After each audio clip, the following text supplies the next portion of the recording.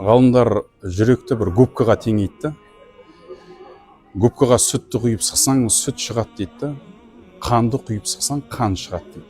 Сол сияқты мына адамның жүрегі не нәрсеге толы болса, оның жүзінен сол нәрсе шығып қояды екен да. Негізі адам баласының денесіндегі ең негізгі мүше бұл адамның жүрегі.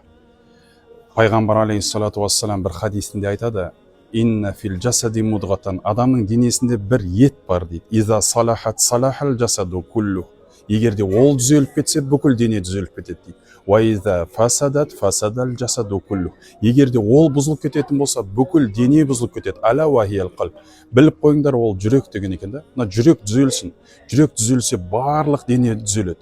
Адамдар күнә жасап жүр, ойлайды біз қолмен жасап жүрміз, көзбен, іспен жасап жүрміз. Жоқ, жүрекке күнә кіріп алған адамның денесі ешқашанда түзелмейді.